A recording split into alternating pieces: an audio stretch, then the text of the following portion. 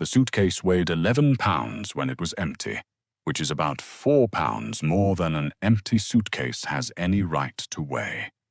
For as long as anyone alive could remember, no one in the family had bothered to pick it up and ask why Simone Barbot was 27 the winter she finally did. That same week she had $61.14 in her checking account, and 11 days before the rent she already owed turned into the kind of number a court takes an interest in. This is not a story about money, though there was never a deal about money. It was never really about money. It took one family 3 generations to bury the truth of it, and the youngest of them 11 days to dig it back up. It will take you about 30 minutes. Her apartment on the edge of the 7th ward smelled of coffee scorched twice on the same burner and of the damp in the walls. The radiator had gone cold in the night, so she kept her coat on indoors and felt the chill of the linoleum come up through her socks. Somewhere past the window, a streetcar dragged itself along the avenue, that long iron complaint she had stopped hearing years ago. Only then, if you made her look, would she have told you what the room held. One lamp, one chair that had been her mother's, and a stack of envelopes she had stopped opening. Her mother had been dead 4 months. The last of her, the hospital, the ambulance that came too slow, the arithmetic of dying without insurance, came to $9,340, and it arrived in the mail in pieces. Like a body, returned one bill at a time. The family had helped the way her family always helped, with opinions. And when Great-Aunt Odile passed in December at 94, they gathered fast, not for grief, for the house. The only warm thing Simone owned that winter was a memory. When she was small, Odile used to sit her on the porch on Murray Street and make her sing back a little song of numbers. The same string every time, our secret, just you and me, baby, don't you tell, and pay her in butterscotch gone soft in the wrapper. Simone never knew what the numbers were. She only knew she was the one who remembered them, and that Odile had smiled at her the way you smile at someone you've already decided to trust. 2 floors down and a world away, her cousin Trey idled a leased Escalade at the curb, the base in it low enough to move the cold air, waiting to drive them to the lawyer's office. Trey had already spent Odile's house in his head. The attorney's letter had come the day before, thick and formal, summoning the family to the reading of Odile Marie Barbot's will. Simone turned it over in her cold fingers and did the only sensible thing a woman with $61 can do with a dead relative's will. She let herself hope a little. She had no idea what an old woman with a leaking roof and nothing in the bank could leave behind, or why, out of everyone, Odile had spent 30 years teaching a child a song no one else was allowed to hear. The law office of Fontaine and Duplessis sat behind the glass door on Poydras Street, up where the air conditioning worked and the carpet swallowed sound. It smelled of new paper and furniture polish. The leather chairs were cold and too deep. A clock that needed no winding ticked somewhere, and only then did the room resolve. A long table, a lawyer in reading glasses, and a family arranged by how much each expected to receive. Trey took the head of the table without being offered it. He wore a watch too large for the occasion, a Rolex or something built to be mistaken for one across a room, and a cashmere quarter-zip the color of butter, and he had the ease of a man who has read the ending of a story and skipped the middle. That was the thing about Trey, and it is worth marking now he never read the middle of anything. He trusted his eyes, grabbed what shined, and let paper bore him. His mother, Gloria, sat at his right in a good coat, dabbing at a grief she had assembled that morning. Duplessis read without theatre. To her nephew's boy, Etienne Barbot III, and to his mother, Gloria, Odile left the double shotgun on Mary Street, appraised at $312,000, plus her savings, $41,200, and her Buick. Trey did not read. The appraisal sheet slid across to him. He looked at the number, and the number was enough. He tipped his chair back, then Duplessis turned a page. To my great-niece, Simone Barbot, I leave the blue suitcase in the cedar closet, and its contents, and any property to which those contents entitle her. He set the will down and looked at Simone over his glasses. Not pity. Attention. A clerk carried it in and set it before her. The ugliest thing ever brought into that office, a hard-sided case in a blue gone grey, corners scuffed to bone, clasp furred green. A luggage tag so old the ink had dyed. It smelled of cedar, and when she pulled it toward her, it dragged heavier than its size. She did not know yet that she was the only person in the room who'd noticed the weight.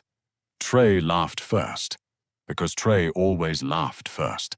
He looked at the ruined case, then at his cousin in her mother's coat, with her mother's debts. Careful, cuz. Might be a dead rat in there. He wiped his eyes. What's that even worth? $5 at a flea market on a good Sunday. That's about your speed though, ain't it? You always did love holding on to other people's garbage. Simone did not. She put both hands flat on the lid, felt the cold brass and the wrong weight of it, and said nothing. She had learned, in the last 4 months, that silence is the one thing they can't take back from you.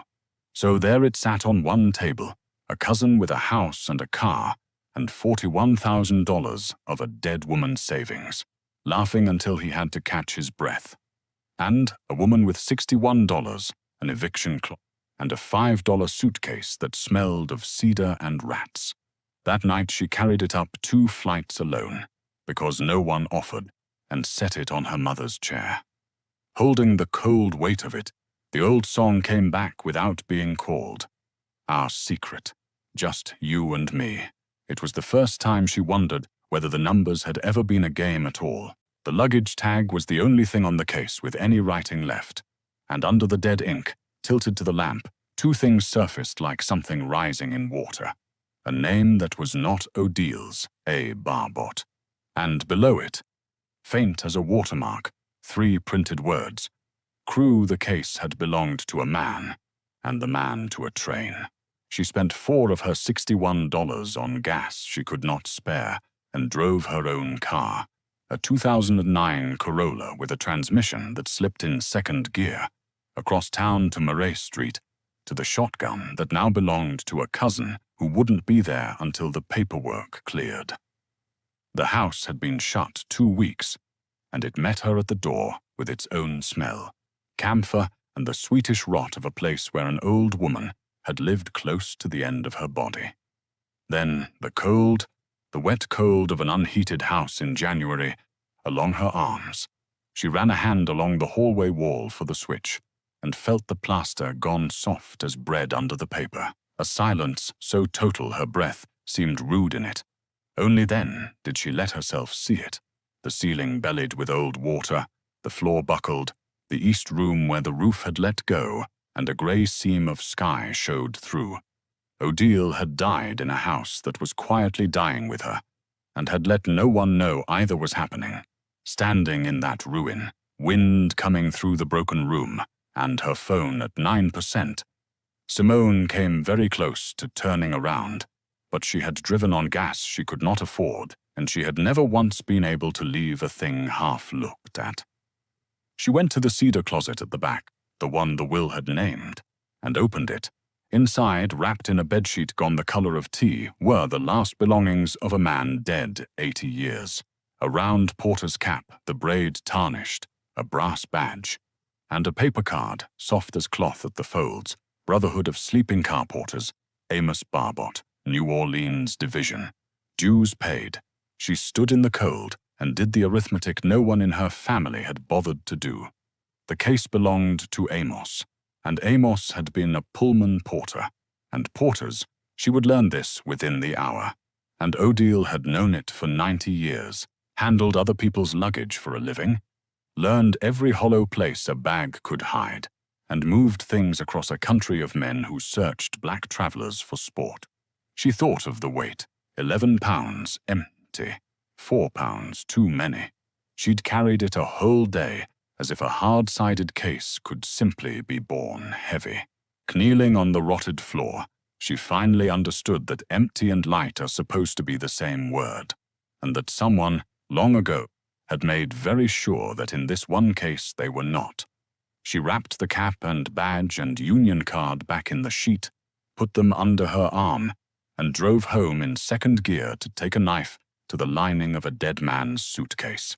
Back in the cold apartment, she did not rush it. That was the other thing worth marking about Simone. She was patient in exactly the place her cousin was greedy. She laid the case flat under the lamp and ran her fingertips over every inch of the lining. Faded, striped silk, soft with age, giving the way lining should. Everywhere but the bottom, where, an inch in from the hinge, it met her fingers like a flaw. She pressed until she found the edges of a rectangle the size of a cutting board, seated flush, its seams painted over with shellac to kill the line. A hollow with a lid, made to be missed. 80 years had glued it shut. She worked a paring knife around the seam, a quarter inch at a time, until the shellac cracked like a knuckle, got her nails under the panel and pulled. It resisted, then let go all at once. The smell came first. Not cedar now, but the flat mineral cold of old metal, and under it the dry leaf smell of paper kept in the dark a lifetime. Then the weight of an oiled canvas roll, settling into her palm like something alive gone still. She unrolled it, and the lamp found what was inside one thing at a time. Coins sewn into canvas loops. Thick, heavy, the deep yellow no other metal manages. Gold. $20 pieces, a woman on each face striding forward with a torch. 14 of them. Beneath them, a waxed paper packet of banknotes larger than any she'd held. Cream and gold and orange. Gold certificate across the top, and beneath those, engraved certificates the size of diplomas, coupons still attached along the margins like stamps waiting to be torn. Bearer bonds. Though she didn't have the word yet, made out to no one, payable to whatever hand held them, she did not shout. Her body had gone still the way a room goes still when a clock stops. She didn't know the numbers yet. They would come from an appraiser, and they would be obscene. But she knew the weight now, 4 pounds of gold and paper, carried through that lawyer's office while a man laughed at a dead rat at the very bottom, folded soft as skin, was a letter in 2 hands. The top half, in a spidery script, was dated 1948. It told a terrible thing plainly. In March, all 1933, the banks all closed by order of the president. That April, every citizen was ordered to turn in their gold. Coins, certificates, all of it, by the 1st of May. She and Amos, who ported the Panama Limited, and had seen how the country treated black men carrying anything worth taking, decided one night to keep faith with them own before a government that had never once kept faith with them. So they didn't turn it in. Amos hollowed his crew case with a chisel. Eugenie sewed the gold into canvas. He died in 1946, still telling no one, and she added to it dollar by careful dollar and left it to her daughter with one instruction. Give it only to the one who keeps faith. The bottom half was newer, the ballpoint still dark, the hand shakier. It was signed Odile Baby. It read, "If you are reading this, you are the one who remembered the numbers. I gave the song to you and not the others on purpose. Trey will get the house, because Trey can only love a thing he can point at. You, I watched. You sat with me when there was nothing in it for you. Here is the rest of it, and you must claim it before anyone knows you have it. Take the certificate under this letter to Mr. Fontaine, only him, and give him the number I taught you. Don't tell Gloria. Don't tell that boy. And Simone, I'm sorry it came so late. It was always coming to you. You were the only one who ever bothered to pick up the case and feel how heavy it was. Beneath the letter lay a single engraved certificate, and across the top in copper plate, the Amos Barbot Land Trust certificate of Benaziro 7. She read it 3 times. She understood only that the gold in her lap, the fortune that would have made any other night of her life the best of it, was somehow the smaller half of what her aunt had left her. She was sitting very still, the certificate in one hand and the number rising in her throat like a hymn, when she heard the car. Slow up her street, the bass turned low, which is worse than loud. It stopped at her curb, and the engine cut. She knew that engine. She'd heard it idling under her window all that cold morning.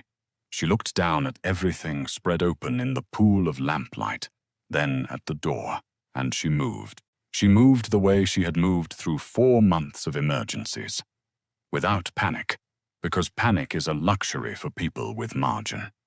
In the time it took Trey to cross the sidewalk, she had rolled the gold and the bonds back into their oilcloth and pushed the bundle down inside a laundry hamper under a week of towels. The certificate and the letter she folded once and slid flat against the small of her back inside her waistband, where a man like Trey would never think to look, because looking there required imagining she had thought ahead. Open up, cuz I know you're up. He had been watching the window. She let him knock twice more before she opened it, because a woman who opens too fast is a woman with something to hide. He filled the doorway in his butter-colored cashmere, and behind, not knowledge, the itch of it. Gloria's neighbor, who'd once cleaned for Odile, remembered the old lady saying a thing about the blue case that a person doesn't say about junk. It was enough to bring him to the door at 9 at night. Trey never asked. He walked a slow circle of her one room and told her how it would go. As the executor's family, he was not the executor, but he said it like a fact. Everything in the estate had to be inventoried before the house transferred, and the suitcase was estate property. She'd taken it out of the house. That, he suggested, his heavy watch catching the lamp, could look a lot like theft if a person wanted it to. He'd do her a favor. Take the case and its raggedy little papers off her hands tonight and square it with the lawyer, so she wouldn't have to worry her head. Monday, he said, it all got settled. She had the weekend to be smart. Simone listened with her face still, weighing 3 things at once. What he knew, he'd said papers, not gold. What bearer might mean on a certificate made out to no one, and the 2 lines from Odile's letter. Only him, and before anyone knows. Her aunt had not merely left her a fortune. She'd left her a head start. You can have the case, she said quietly. That surprised him. He had braced for a fight. She lifted it, light now, gutted, its false bottom loose inside, and held it out. It's just old paper and a busted lining. Take it. And Trey, who could not resist a win he could hold, did the thing that made him feel like a businessman. He filmed it, grinning in her doorway, turning the ruined case for the camera. You all my witnesses, this the famous suitcase, right, the big inheritance. He popped the lid, saw the empty lining and the loose panel, and laughed his big laugh. Ain't nothing in here but trash. Cuz can keep the papers. I don't want none of this mess. I got the house. Remember I said that. He was still recording. He said it twice. He drove off in $30,000 of leased German engineering with an empty 80-year-old box on the seat beside him, having filmed himself for the world, refusing a fortune he held in his own hand. Simone stood in the doorway and watched his taillights turn the corner. By every appearance he had won, the house, the money, now the case itself, while she had a weekend and a warning. She shut the door, took the certificate from the small of her back, and looked at the number singing quiet in her memory. Monday belonged to Trey. But Monday was 2 days away, and Mr. Fontaine, she was fairly sure, did not wait for Trey to tell him when to open his own front door. On Saturday morning, while her cousin slept off his certainty, Simone did the second thing no one expected of her. She did not go to a coin dealer or the news. She called Fontaine and Duplessis and asked for Mr. Fontaine by name, the one Odile's letter had named, and said 7 words into the phone. I have certificate number 7 and the number. A silence. Then an old man's voice told her to come at once. And alone Fontaine was 80 if he was a day. He had drafted the Amos Barbot Land Trust in 1971 for a client named Odile who paid in cash, and swore him to a silence he kept for 55 years. He asked her gently to recite the number, and she closed her eyes and sang it the way she had on the porch. Our secret, just you and me.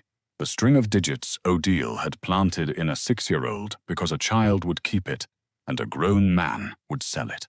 He checked it against a sealed page in a file older than Simone's mother, and his hands were not steady when he set it down. The trust-held property fought, years of it, bought a piece at a time.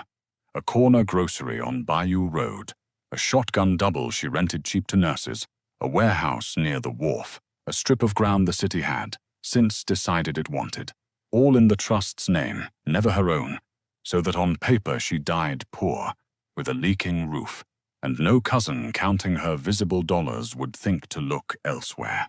Appraised that winter, the 4 came to $2,180,000. Control passed to whoever held certificate number 7 and could give the settler's number. Simone had both, by noon Saturday, filed with the parish in Fontaine's own hand. She was sole trustee of everything her family had spent a lifetime failing to see. And the gold, the bonds? Fontaine almost smiled. The bonds were bearer instruments, made out to no one, belonging to whoever held them, and she held them. No will could touch them. They had never legally been part of Odile's estate at all. So on Monday, when Trey swaggered in to settle the suitcase, having heard enough by now to suspect he'd let something valuable walk out of his hand, he found more people in the conference room than he expected. Fontaine, Duplessis, Gloria, already pale, and Simone in her mother's coat, sitting very straight.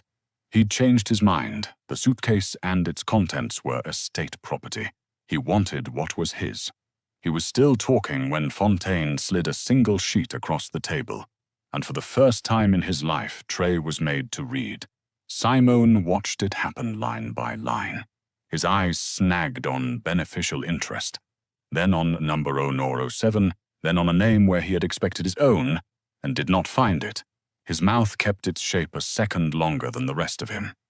The big watch slid down his wrist, and he did not push it back up. "This is a trick," he said, but the swagger had gone thin. "Old papers don't." She didn't have nothing. Everybody knew she didn't have nothing. He was the man he'd been at this table a month before, laughing at a dead rat, certain the paper couldn't be real because he had never once bothered to read one. It was Fontaine, mild as milk, who mentioned the video, in which the young man could be seen and heard declining any interest in the contents of the case. "'Cause can keep the papers. I don't want none of this mess," while filming himself, with named witnesses, twice. Duplessis observed that this would make any late claim to those contents impossible to win. Trey turned on Simone then, because there was no one else. She folded her hands the way Odile used to, and gave him the only answer the moment needed. "You took the house because you could see it," she said. "I took the suitcase because I bothered to lift it." A beat. "It was never garbage, Trey. You just never learned to read what's heavy." No one laughed this time. Gloria had sat down hard, staring at her son as if the floor had moved. Trey stood there with his watch loose and his mouth working and nothing coming out, panic rising off him like heat off his own car engine. And across the table his cousin sat still and straight in a dead woman's coat, having said everything she had to say. It was not over. There would be lawyers, and Gloria would try, and months of filings before the last lock changed. But the thing that decides a war had already been decided in that room, and everyone knew it. Simone gathered the sheet, and the certificate, and the letter, stood, and buttoned her mother's coat. Then she walked out onto Poydras Street and down into the January light, where for the first time in 4 months the sun had some warmth in it. And she did not look back at the man watching her go. The rest arranged itself the way these things do, slowly and on paper. Gloria filed a petition through a lawyer of her own, and it took Duplessis 4 months and one showing of a certain doorway video to have it dismissed with prejudice. Trey never faced a jail cell, Refusing a fortune on camera is not a crime, only a kind of poverty of attention. But he had borrowed against the house on Marais Street. Before it was even his, certain more was coming, and when nothing more came, and 2 sets of legal fees did, he sold the double shotgun 11 months later for less than it had appraised, to a developer who tore out the cedar closet and put in a wet bar. The leased Escalade went back to the dealer in the spring. Gloria does not say Simone's name. Simone kept the properties because Odile had kept them and ran them the way Odile had. The nurses in the shotgun double still pay the same fair rent. The gold and the bonds she sold, quietly and well.